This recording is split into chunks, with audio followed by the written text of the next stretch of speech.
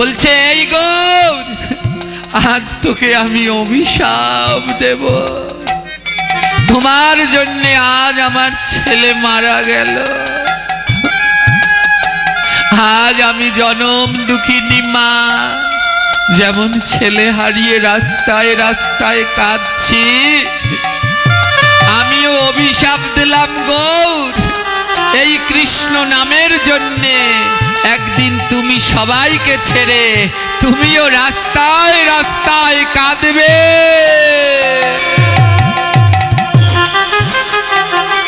ছেলেটা হাত টেনে ধরেছে, মা আমার প্রভুকে অভিশাপ দিও না।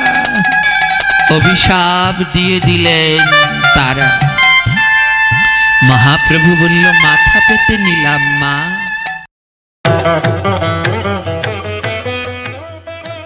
এখন দেখছেন হিন্দু মিডিয়া চ্যানেলটি সাবস্ক্রাইব করুন। ওই নবদ্বীপের শেষ প্রান্তে বাস করত এক অন্ধ বৃদ্ধ। ওই অন্ধ বৃদ্ধ পিতার শেষ সম্বল ছিল তার পুত্র। তিনজনার সংসার, স্ত্রী তারা আর একটা মাত্র ছেলে, নাম তার মাধব। অন্ধের শেষ সম্বল ছিল পুত্র মাধব। মাধবকে নিয়েই তার জীবনের শেষ আশা। অন্ধ তো চোখে দেখে না, সকলের কাছে শুনে সবাই নাকি মহাপ্রভুর আনা নামে উদ্ধার হয়ে যাচ্ছে। এক এক করে নাকি নবদ্বীপে যারা যারা আছে, মহাপ্রভুর সেই অমিয় নামে নাকি সবাই উদ্ধার হয়ে যাচ্ছে। অন্ধ বৃদ্ধ বললেন, সবাই উদ্ধার হলো, আমার কি কোনো গতি হবে না? ছেলে মাধবকে ডেকে বলছে, মাধব আমাকে একটু নিয়ে যাবি? কোথায় বাবা? ওই শিবাসঙ্গিনায় নাকি প্রতিদিন গৌর আসে, আমাকে একটু গৌরের কাছে নিয়ে যাবে? ছেলে বলছে, বাবা তুমি তো অন্ধ, তুমি তো গৌর দেখতে পাও না, তুমি তো গৌর দেখতে পাও না বাবা।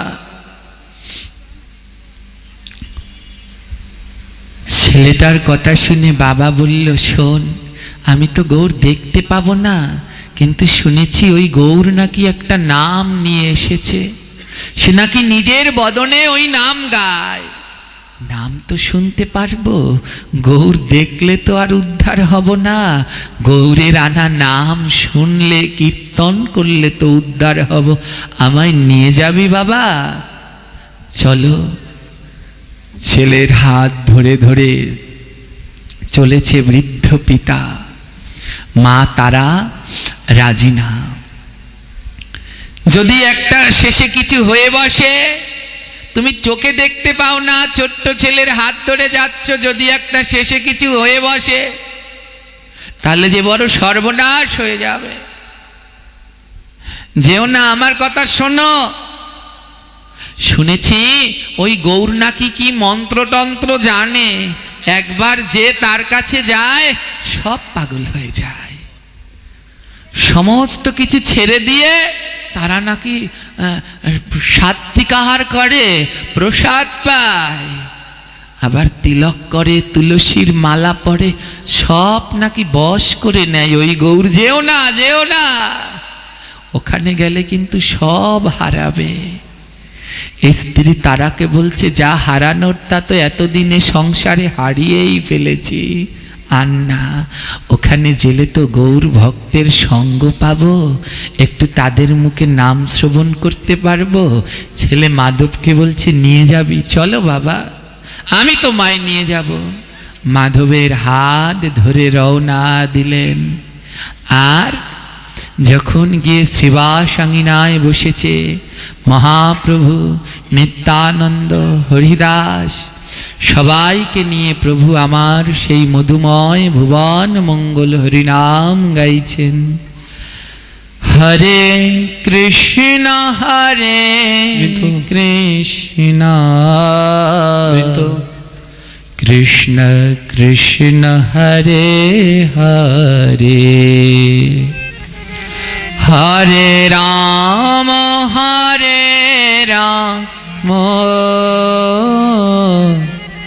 রাম রাম হরে হরে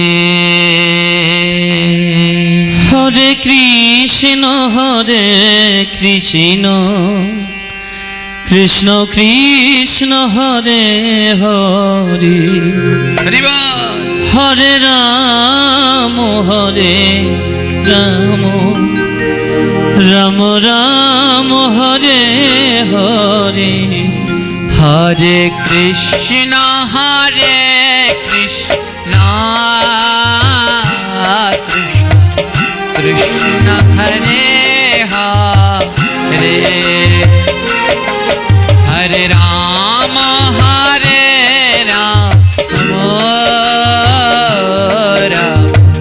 রাম হরে হরে হরে কৃষ্ণ সবাই মিলে কৃষ্ণ কৃষ্ণ হরে হরে হরে রাম বাবা রাম রাম হরে হরে হরে কৃষ্ণ হরে কৃষ্ণ কৃষ্ণ হরে হরে হরে রাম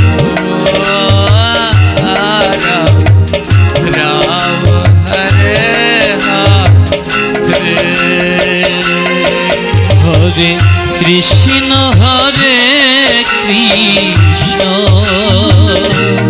কৃষ্ণ কৃষ্ণ হরে হরে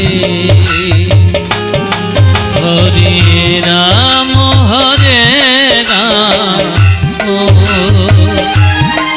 রাম রাম হরে হরে ছোট্ট ছেলে মাধব বলছে বাবা কৃষ্ণ ওরা সবাই এমন করে কাঁদছে কেন? ও বাবা ওরা কৃষ্ণ নাম করছে আর সবাই কাঁদছে, ওরা এমন করে কাঁদছে কেন বাবা? অন্ধ পিতা বলছে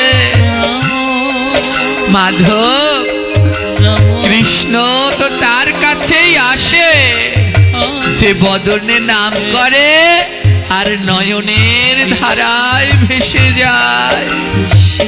আমার গোবিন্দ তার কাছে ধরা দেয়, যার নয়নে ঝরে কৃষ্ণ নামে ধরা, আমার গোবিন্দ তার কাছে দেয় ধরা।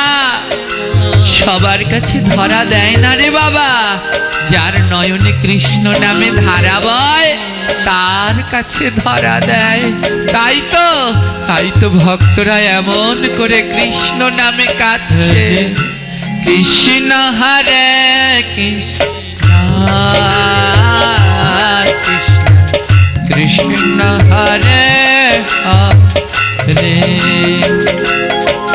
হরে রাম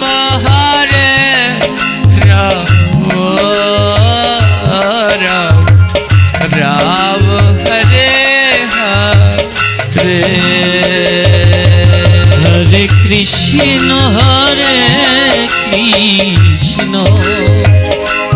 কৃষ্ণ কৃষ্ণ হরে হরে হরে রাম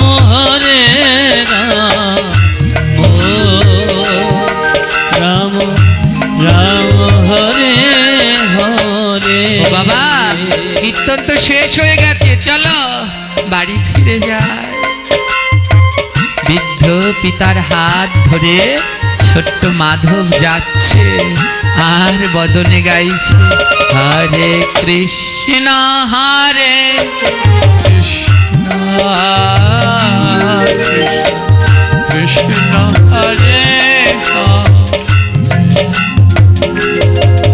হরে রাম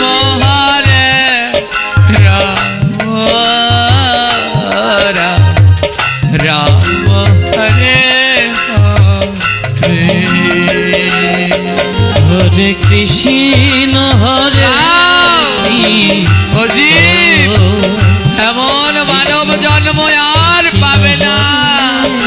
দুটি নয়নের জলে বলো হরে রাম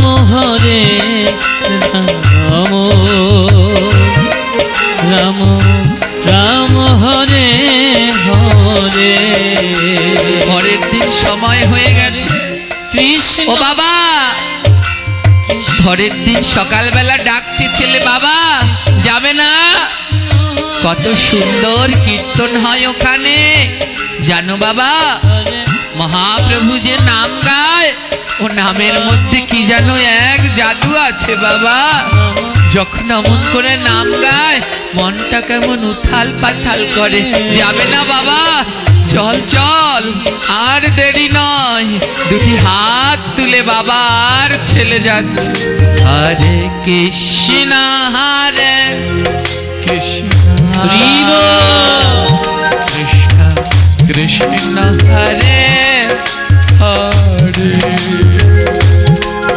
হরে রাম হরে রাম রাম রাম হরে হরে কৃষ্ণ হরে গাউজি মেলা বেশি নাই। কৃষ্ণ হরে হরে রাম হরে রাম রাম হরে হরে। ও বাবা, সবার কৃষ্ণ নামে জল ঝরছে নয়নে। ও বাবা, আমার কেন কৃষ্ণ নামে নয়নে জল ঝরছে না?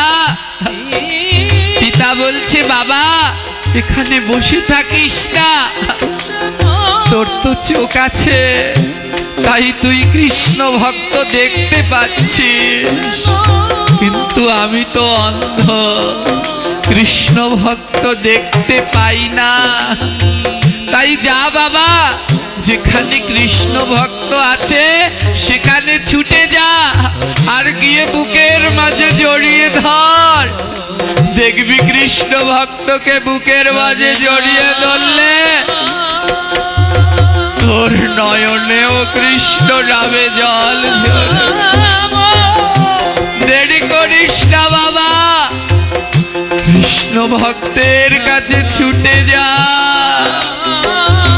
হে কৃষ্ণ ভক্তগণ, আর মতো যে জন অন্ধ, তার তো আর আপনাদের মতো ভক্তের দর্শন হলো না, কিন্তু যাদের দুটো নয়ন দিয়েছে, আর দেরি করো না, কৃষ্ণ ভক্তের কাছে ছুটে যাও, বদনে নাম করো, আর দুই বাহু দিয়ে ভক্তের সাথে প্রেমালিঙ্গন করো।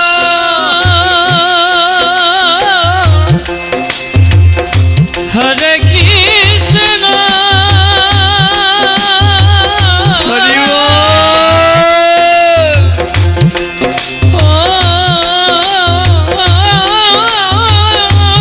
ডাকো জি, ডাকো, বেলা বয়ে যায় জি।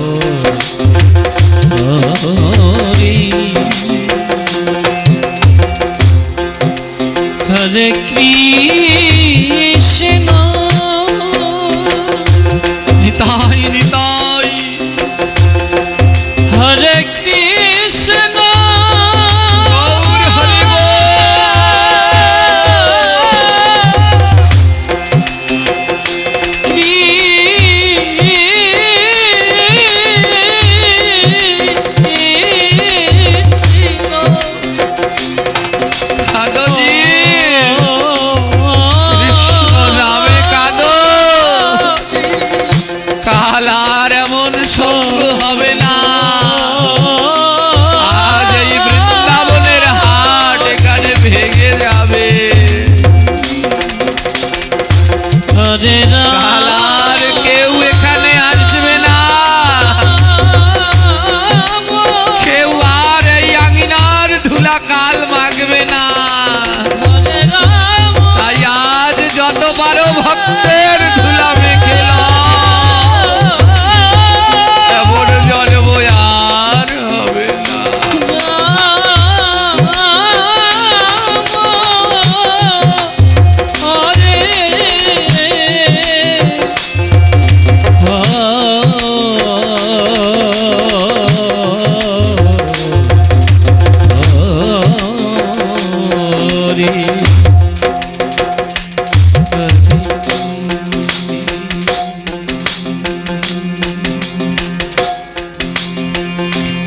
কৃষ্ণ কি বল হরি বল।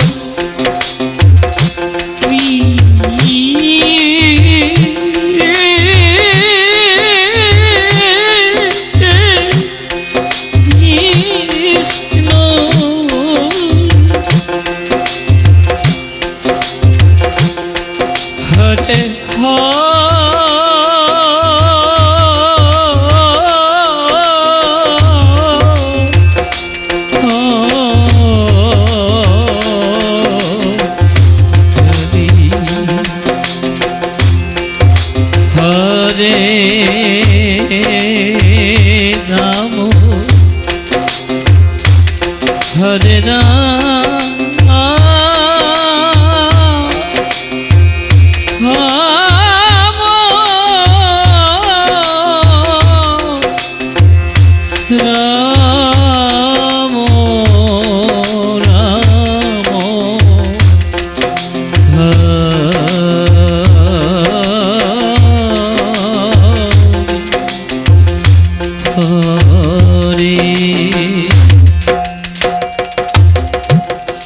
পিতা অন্ধ, পিতার ছোট্ট শিশু মাধব দাস এমনি করে প্রতিদিন মহাপ্রভুর কীর্তন শুনতে যান। একদিন প্রচুর বৃষ্টি, ঘর থেকে কেউ বেরোতে পারছে না। ছেলে ডাকছে, ও বাবা যাবে না, মা রাস্তা আটকেছে, যাস না। তারা এত গরিব জানেন, ঘরে একটা ছাতা নেই। যাস না বাবা, এই বৃষ্টিতে ভিজলে জ্বর হবে। ও মা, জ্বর হলে হবে, কিন্তু আমি এমন মধুর সাধু সঙ্গ যদি আর না পাই মা,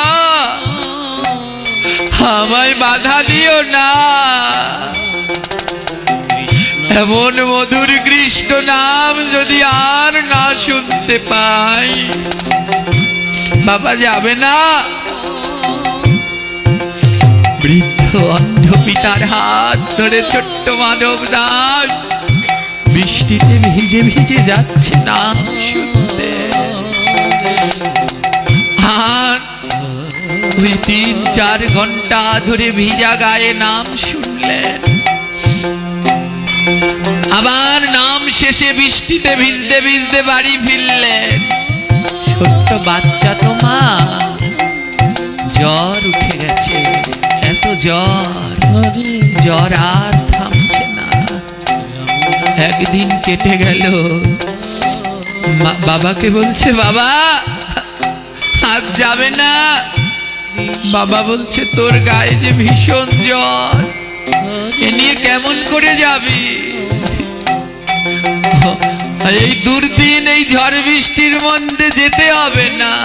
না বাবা, দুর্দিন সেই দিন যেই দিন কৃষ্ণ নাম বিহীন, দুর্দিন সেই দিন যেই দিন সাধু সঙ্গ বিহীন, দুর্দিন সেই দিন যেদিন আমার গোবিন্দের প্রসাদ বিহীন, দুর্দিন সেই দিন যেদিন ভক্তের চরণ ধুলি বিহীন। হরে কৃষ্ণ চলো না বাবা,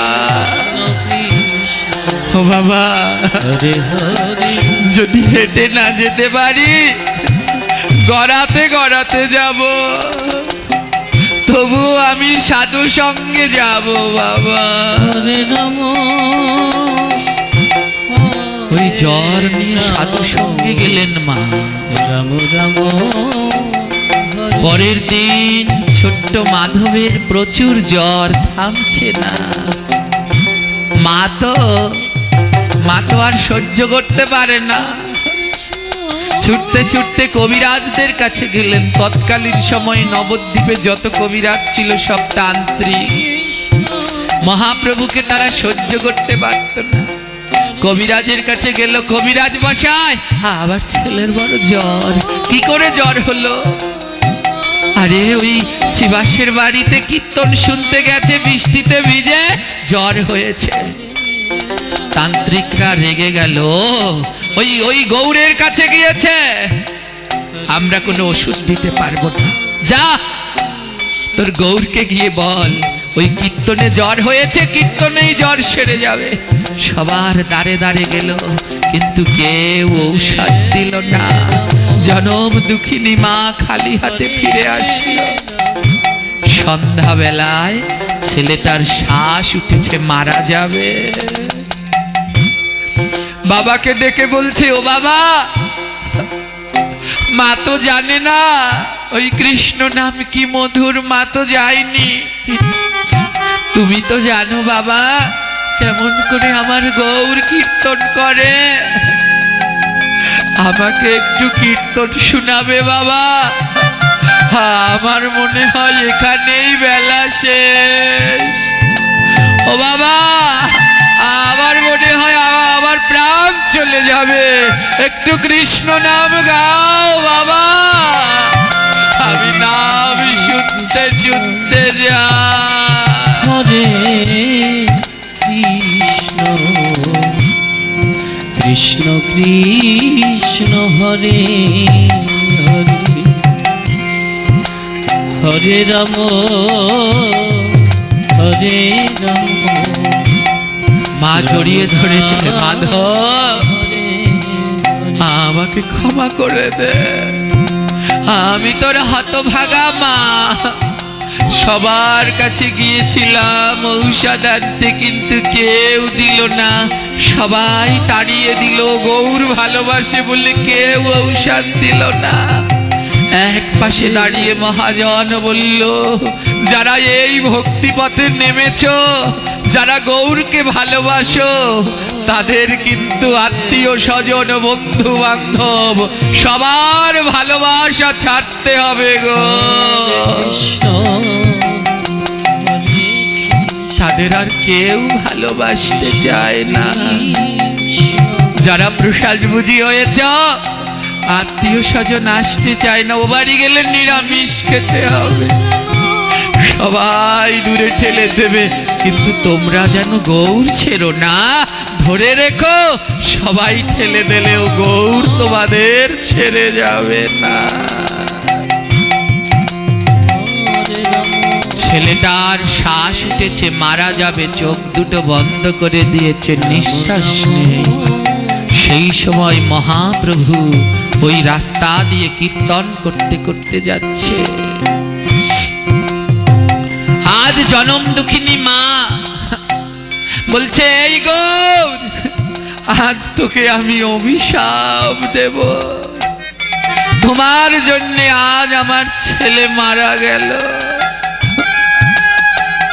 আজ আমি জনম দুঃখিনী মা, যেমন ছেলে হারিয়ে রাস্তায় রাস্তায় কাঁদছি, আমিও অভিশাপ দিলাম গৌর, এই কৃষ্ণ নামের জন্যে একদিন তুমি সবাইকে ছেড়ে তুমিও রাস্তায় রাস্তায় কাঁদবে।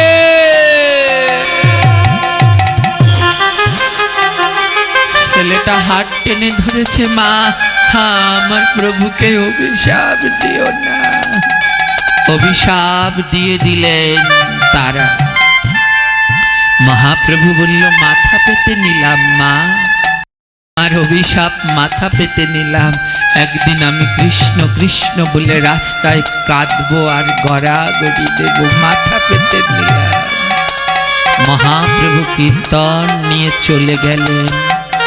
কিছু সময় পরে ওই গ্রামের ওই কীর্তনের দলে এক মাতাজি ছিলেন। সবাই যখন চলে গেলেন, মাতাজি একটা কাপড়ের পোটলায় করে কিছু এনে ওই মাধবের মায়ের কাছে দিয়ে বলছে, মাধবের মা, এটা নাও, তোমার ছেলেকে খাইয়ে দাও, তোমার ছেলে সুস্থ হয়ে যাবে, ওষুধ এনেছি, নাও এটা খাইয়ে দাও তোমার ছেলেকে, তোমার ছেলে সুস্থ হয়ে যাবে। তারা বলছে, ও আর সুস্থ হবে না, দেখতে পাচ্ছ না ও আর শ্বাস করছে না, ও তো মারাই গেছে, ও আর কোনোদিন সুস্থ হবে না। মা হাউ মাউ করে কাঁদছে। ওই যে মাতাজি ওষুধটা এনেছে, পোটলাটা খুলে ওখান থেকে ওষুধটা নিয়ে ও মাধবের মুখে দিয়ে দিয়েছে। আর যেই না মাধবের মুখে ওষুধটা দিল, মাধব দুটি বাহু তুলে হাগর হাগর হাগর বলে উঠে বসল।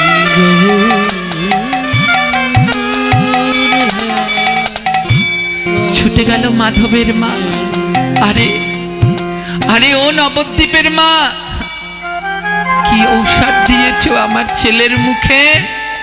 আমার ছেলে তো মরেই গিয়েছিল, তার মুখে কি ঔষধ দিলে? যে দেয়ার সাথে সাথে উঠে বসলো। যে মা ওষুধটি আনলো, মায়ের দুই নয়নে জল। কি ঔষধ দিয়েছি জানো? জানো জানো মাধবের মা, তোমার ছেলের মুখে কি ঔষধ দিয়েছি? কি ঔষধ? কবিরাজরা অবাক হয়ে গেল। এই এই মেয়ে, তুমি ওর মুখে কি ঔষধ দিলে? যে মরা মানুষ জেতা হয়ে বসলো, কি ঔষধ দিল? ওই মাতাজি বলল, শোনো, একটু আগে আমার মহাপ্রভু যে রাস্তা দিয়ে নগর সংকীর্তন করতে করতে গিয়েছে, আমি কি করেছি জানো?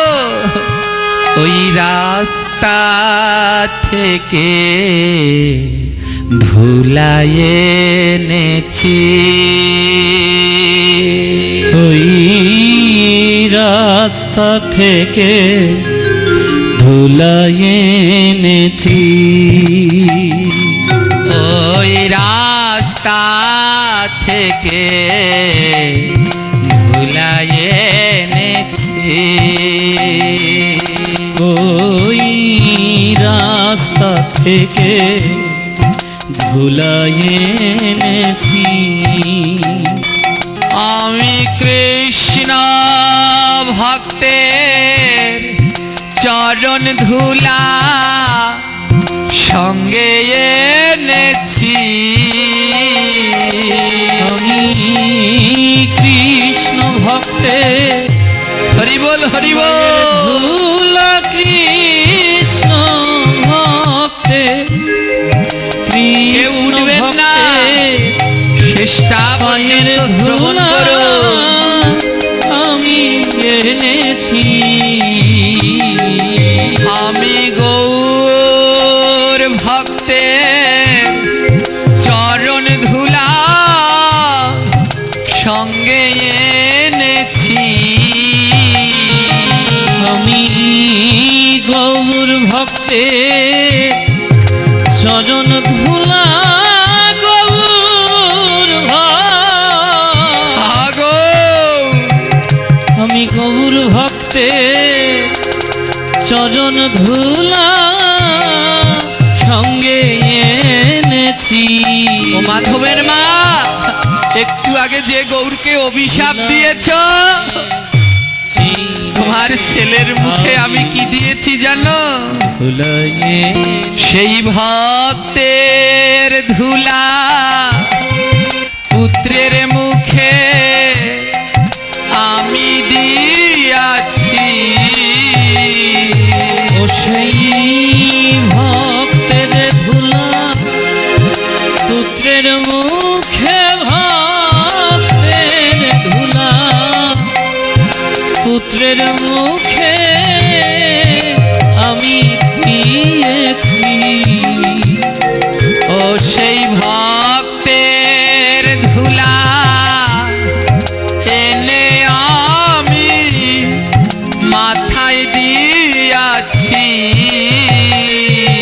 ও সেই ভক্তের ধুলি এনে আমি ভক্তের ধুলি নিতাই গৌর প্রেমানন্দে হরি হরি বল। এই কৃষ্ণ ভক্তের ধুলি এনে আমি তার মাথায় দিয়াছি আমি ভক্তের দুলা সঙ্গে এনেছি। আমি ভক্তের ধুলা আমার সঙ্গে এনেছি। ও কবিরাজ, তোমরা যারা ঔষধ দিতে চাওনি শোনো, আমি কোনো দামি ঔষধ আনিনি। যেখান থেকে আমার মহাপ্রভু কৃষ্ণ নাম করতে করতে গেছে, ওই রাস্তা থেকে ধুলা এনে আমি এই পুত্রের মুখে আর মাথায় দিয়েছি। আর সেই নাম সংকীর্তনের ধুলায় মৃতপুত্র মাধব গৌর গৌর বলে উঠে গেছে। হে কৃষ্ণ ভক্তগণ, যেই তান্ত্রিকগণ মহাপ্রভুর বিপক্ষে ছিলেন, বলে বলে যার চরণের ধুলায় এত মহিমা, যার ভক্তের চরণের ধুলায় এত মহিমা, তবে তার চরণের ধুলায় না জানি কোন মহিমা আছে। ওরে আর দেরি করিস না, সবাই বলে গৌর গৌর বলে চল। জনম দুঃখিনী মা লুটিয়ে পড়েছে মহাপ্রভুর চরণে। প্রভু, আমি যে তোমায় অভিশাপ দিয়েছি, আমি যে তোমায় চিনতে পারিনি। প্রভু বলে, ভালোই করেছিস মা, শুধু নবদ্বীপে থাকলে তো আমার জীব উদ্ধার হবে না। তুই যে আমায় অভিশাপ দিয়েছিস, আমি দাঁড়ে দাঁড়ে এমন কৃষ্ণ বলে রাস্তায় রাস্তায় কাটবো। তবে বিদায় দাও, বিদায় দাও তোমরা ভক্ত আমারে। আর বিদায় দাও দাও দাও তোমরা ভক্ত আমারে। আমার আনন্দের হাট ভেঙে গেল এই সংসারে। ওরে আমার আনন্দের হাত ভেঙে গেল এই সংসারে। হে কৃষ্ণ ভক্তগণ, এবার সবাই মিলে আমাকে এখানে বিদায় দিন। আজ আমার আনন্দের হাট এখানে ভেঙে গেল। 3 দিন ধরে এই আঙিনায় বড় আনন্দের হাট বসেছিল। কাল মন্দির থাকবে, লাইট থাকবে, গাছ থাকবে, এই আঙিনাও থাকবে, কিন্তু কাল আর এখানে